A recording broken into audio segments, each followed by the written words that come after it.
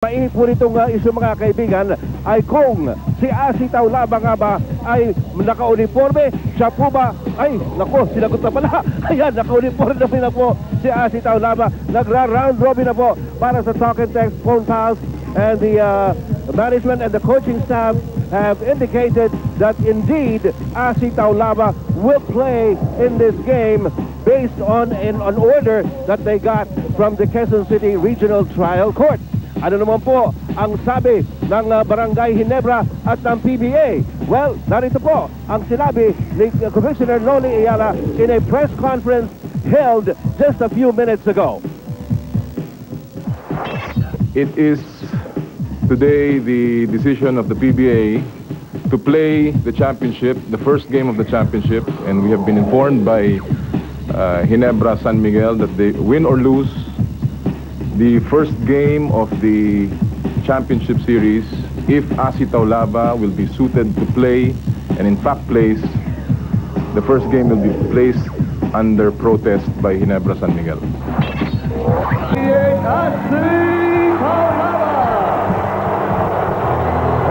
Nishot San Quinteno for this game. Well, at least isang gabi lang ang nightmare niya dahil wala siyang panahon maganda eh. Hey, Big Pablo!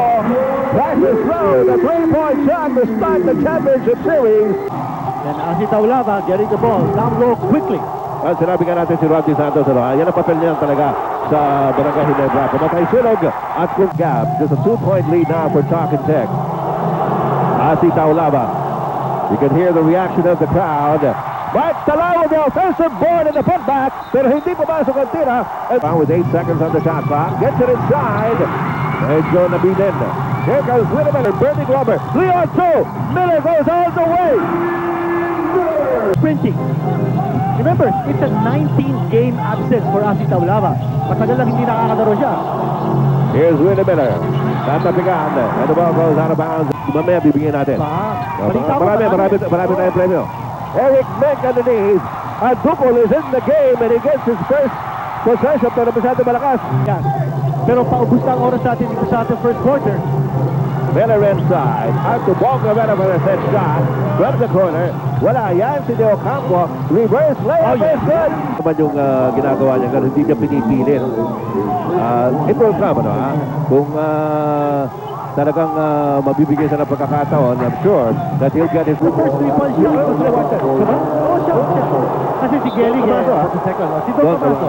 Kanya kanina nakita natin, when we were asking that question, nakatutok yung camera kay Don Camaso. Baka siya. Yung mga coach niya, talagang parang nandun tayo sa atin eh. Alright. Here's Asi Taulaba. That's his first 2 points. Sa game 1 ng finals ng Grand Matador Brandy PBA Philippine Cup. Anong naging problema kinito? Nabigyan natin ng technical foul si Asi Taulaba because the referees have seen that meron siyang ginagamit sa pro grip, yung pangdikit pa. Bawal yan. Bawal yan. Yung tinatawag yan na stick-up.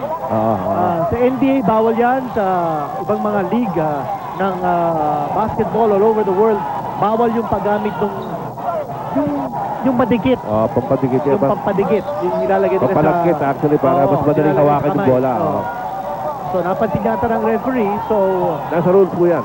Pati si Michael Jordan, hindi gumagamit. Gumagamit si Michael Jordan ng pulbos. Yun, pwede yun. Pero bawal na sa PBA, bawal din sa NBA. Kung nag-usapan natin si Asi Taulaba, baka hindi po ninyo napanood kanina, yung umpisa natin, pinakita po natin yung excerpt ng press conference ni Commissioner Noli Ayala na sinabi niya na pag pinalaro daw ng talk and text si Asi Taulaba, sinabi na raw ng Barangay Ginebra that they will put this game under protest. So yun po. Ano ba estado ng kaso ni Asi Taulaba? Alam po, may pinalabas ng order yung trial court, di ba? Na palaruin si Asi. Merong order yung Quezon City Trial Court na ilaro ng PBA si Asi Taulaba. Sa PBA naman, meron silang motion of reconsideration that they filed last Friday na may hearing on Tuesday. Ayun. So pino-contest ng PBA. Yes, ang sinasabi ng PBA, yung citizenship issue, iba yon sa playing issue. Okay. So, yun naman ang contention ng PBA. Ang contention naman ng talk and text, hindi. Meron ng order ang Quezon City Trial Court. Dapat, maglaro na si Asi Taulaba. Kanya, those are the two sides of this controversy. But on the side of the PBA, they felt that since meron silang pending motion of reconsideration, hindi muna pwede maglaro si Asi. Pero pinalaro na ng talking text because meron silang court order. So this is where it is now. At Barangay Ginebra has placed this game under protest. So Alright. those are the facts of the case. Okay. Asi Taulava is back. Sinecheck ni referee Montiel yung kanyang mga kamay for traces of pro grip, yung pagpikit, yung pampalakit. Dati uso yan dito sa PBA. Oo, pwede yan. But I think about 2 years ago or 3 years ago, pinagbawal na yan because anywhere in the world, bawal na yan yung paggamit ng tinatawag nilang stick-up. Yung 7-point lead for Talking Text. Asi Taulava, tawag kay Andy Siegel. The kick out to Mark Talan for the open shot. Mark Talan has 4 points. Yung assist galing kay Asi Taulava. Zigzagging, putting it up, misses. Asi Taulava para sa rebound, and his pass intended for Jimmy Alabag. The one ball tapped by Sunday Salvacion to Rodney Santos. Kagiwa back to Salvacion. Asi Taulava hinihingi ng goaltending si Coach Shotang Kinsen, and a technical is going to be called on Shotang Kinsen, who is vehemently. Oh my God! Sinipa ni Coach Shotang Kinsen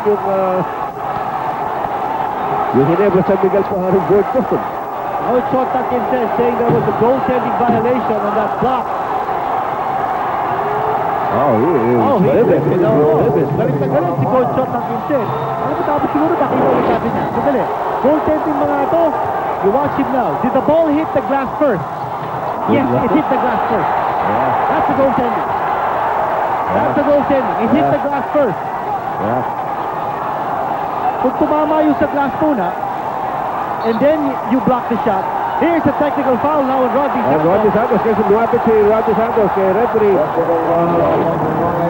Boy Cruz. Sinabi niya, nakita mo, and referee Montiel says that's a technical.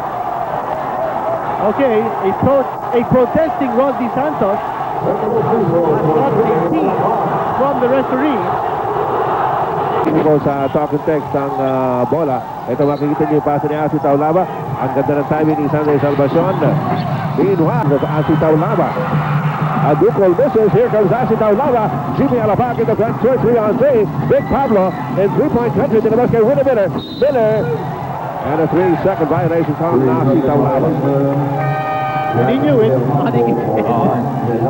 Akala niya kasi titira na si Big Pablo, kaya nahanin po natin, hindi mo nakakasisit ng kalamangan ng Barangay Ginebra dito sa larong ito. Asi Taulava muscling his way against Romel Aducol. 6 minutes and 40 seconds remaining here in the third quarter. Nice pass inside to Yancy. De Ocampo galing kay Asi Taulava. Miller into the front court, binigay kay Yancy De Ocampo. De Ocampo drops it off kay Asi Taulava sa block by Sunday. Pero meron niya ang foul. There's body contact. Kita-kita yun. Alam mo, si Sunday Salvacion, dami ng pinagagagawa para sa Barangay Ginebra. He's been rebounding, and he has been blocking shots.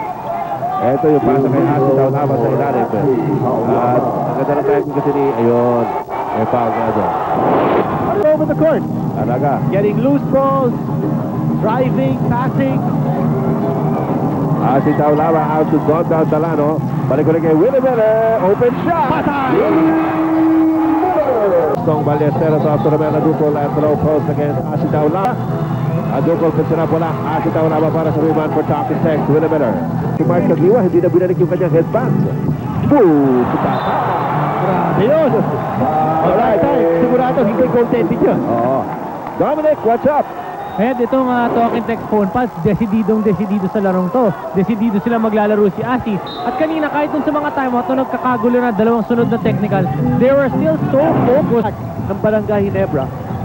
Again, we'd like to remind you that J.J. Helterbrand is not going to be able to play. And congested lane. Yung interior defense ng Talking Text, sabi, no? Playing with twin towers here. Yancy at saka si Asi Taulava. Nino Gelling decides to put it up. Wala. Loose ball. Mr. Minister, may malaking selebrasyon sa Buenlag, Herona, Tarlac. Bukas po ng gabi. Hindi natin si Mayor Hannes Temprano ng Herona Sa Barangay Ginebra, but got into foul trouble as Eric Mink is He's not giving up. Oo.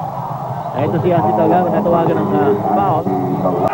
Talking text coach Joel Banal, Game 1 is over.